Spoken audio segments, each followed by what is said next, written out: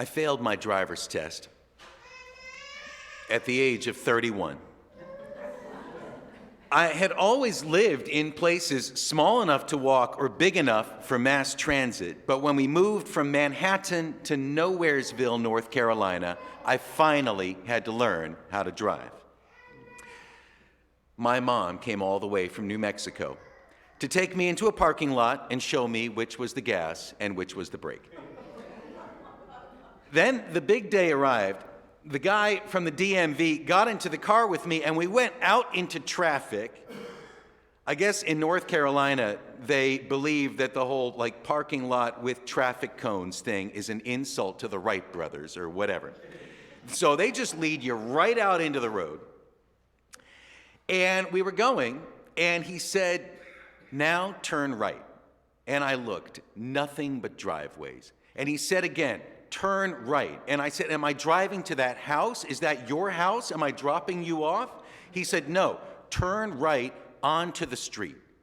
So I pulled into the oncoming lane and stopped the car.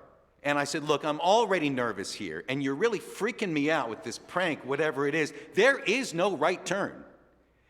Then he pointed, and I was reminded that I never actually learned my right and left. If my thinking is clear, I can take a moment and put them in alphabetical order, or I can put my thumbs and fingers up and figure out which one looks more like an L at the moment. But I didn't have that presence of mind because I was trying to maneuver this 2-ton exoskeleton on wheels while toothless teenagers on crystal meth were flying by in pickup trucks. So I failed the road test. Or I retroactively failed kindergarten, where I think I was supposed to learn left and right. And the road test that I took, which I eventually did pass, but the road test did not include horn honking, so I never learned to do that. One time I was parked and someone actually backed into me at 4 miles an hour, and it was a literal car crash in slow motion. And I was sitting in the driver's seat shouting, "Stop, stop, stop." But she didn't hear, and only later did it occur to me that there's this big button on the steering wheel for precisely that purpose. The other thing I didn't learn, the North Carolina driver's test did not include parallel parking, which I feel okay about, but it means when I go downtown, I usually have to pass 6 or 7 open spots and then park a 1/4 mile from my destination. And that's good because I get a short walk. But finally, last weekend, with just days to go before turning 46, I was in Toronto with Jackson for a concert, looking for parking, and we had spiraled out more than 1.5 kilometers from the venue where we knew the show had already started. And I saw a spot on the sidewalk and I said, "This is it. I've seen this done. I can do it." And by the power of rock and roll, I parallel parked for the first time. Which means, if I had to, I could finally pass a New York State driver's test. Just in time, because this summer I have to start teaching my teenagers to drive. And then I have to find a parking spot near the downtown DMV. And my son, who by then will be ready to parallel park for his road test, I don't want him asking me while we're still circling like a 1/2 mile away. I'm terrified by the thought of my children on the road. Because it's not just that they have to pass this one-time initiation ordeal. It's a road test every time you start the engine. The state can give you permission to operate a motor vehicle. That's a one-time thing, like a graduation. But learning how to drive is a continual process. So I want to congratulate those of you who passed the road test of getting here this morning. Graduates, the future is in your hands.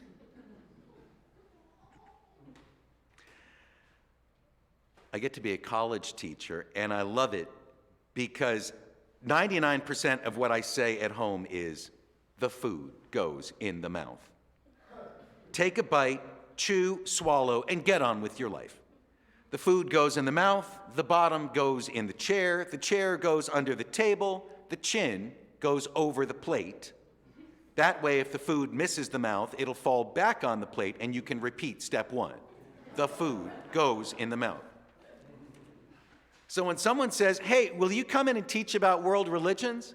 Yes, that's going to be 10,000 times more fun than the food goes in the mouth. So I get to say all kinds of things, and in my 13 years of teaching, not one single student has starved to death, which means they all know where the food goes. But being a teacher is like a road test every semester. Fortunately, most of the questions from the students are about systematic theology and what's the difference between Eastern and Western religions. They don't know my one weakness. If a student raised their hand and asked me which one was left, I would have a breakdown. This way, that way, your left, my left? And how'd there end up being 4 different possible answers to this question? And I got to be extra careful because I'm an adjunct professor. I didn't actually get the job of being a teacher. And if there was, it would go to someone else, someone with pedigree. All I've got is years of experience. So every semester is a job interview for the next semester, and I'm being evaluated by a room full of 19-year-olds. They don't know it, but they are my job supervisors. They are the managers, and I am the employee. Like there's the chairperson of the religion department who puts me on the schedule, but I have not seen her in 5 years. Every semester, my students fill out questionnaires evaluating my performance as a teacher. My students want to know if they'll pass the class, because if they don't, they'll have to take it again, taught by someone else. But I want to ask them if I've passed the class, because if I fail, then I won't get to teach it again.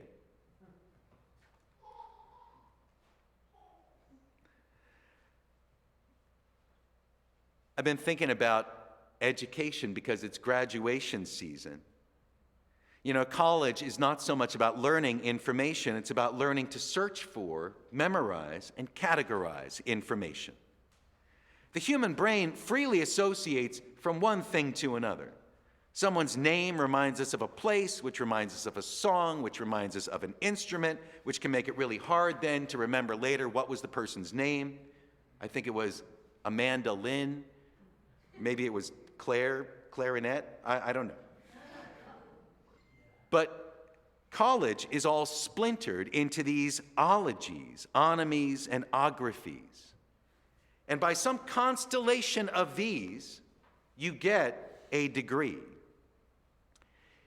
In religious studies, I'm supposed to teach theology, the logic of God, but I find it so silly to imagine one human being telling another that God is required to follow some human logic. Even people seldom follow human logic. I'm slightly amused, but easily bored by theology, and I can't teach the trigonometry of the Trinity. So instead, we look at religion as a mix of archaeology and mythology, biology, enology, that's the study of wine, which has been a major player in religious history, technology, ecology, epistemology, anything from anthropology to zoology. We get to mix all of the categories together. And instead of quizzes on memorizing who, what, where, when, how, students write papers exploring the why. Why do some people live in teepees and others build pyramids? Why do some look for their gods in the sky and some on the earth? And you don't even have to come up with a correct answer because there is no correct answer. I just want to see that someone's been asking questions. And a lot of my students just want to know, what can you say that I can repeat back so I can get an A next to my student ID number? Or get passed along on the assembly line, or be commodified and get stamped like a USDA certified cash cow. They want me to be that guy at the DMV, just saying, now turn left. There is no left. Well, yeah, this is religious studies. I didn't ask if it exists or not.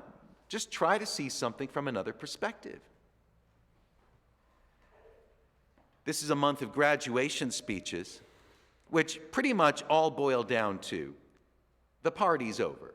You don't have to go home, but you can't stay here.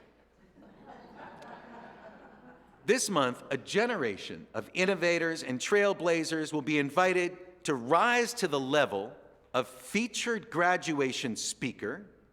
That's the real coming of age. When you get to pat yourself on the back in front of this year's class and their parents, who are still wondering if they chose the right school.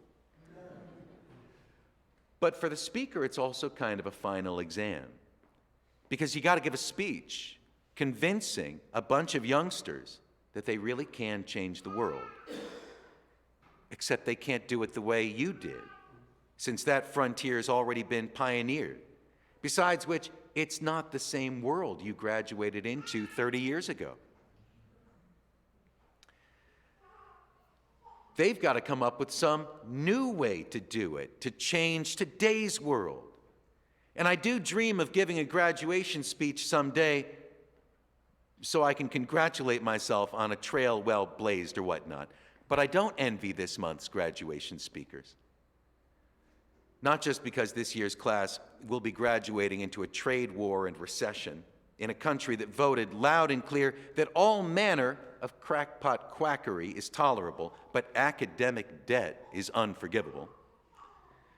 I think it'll be especially challenging to give a graduation speech because I think it's becoming clear that we've collectively failed the 20th century and now must repeat it.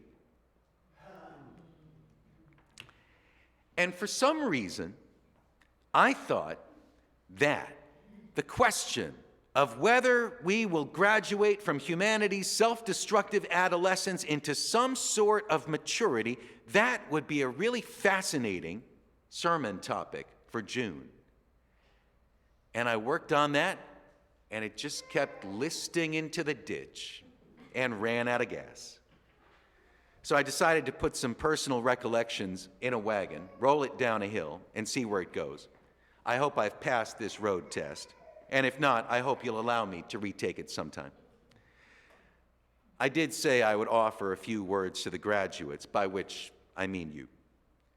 But since I can't give advice on how to make it to the top, I'll just give you some pointers for the next road test. Follow the rules of traffic, but keep your eyes open and don't expect anyone else to. Watch out for parades. When someone honks at you, remember that part of what they're expressing is frustration with their own car's very limited vocabulary. And if we Americans can't agree on where this country is going, or where humanity is going, or where it has been, we still need to share the road. Thank you.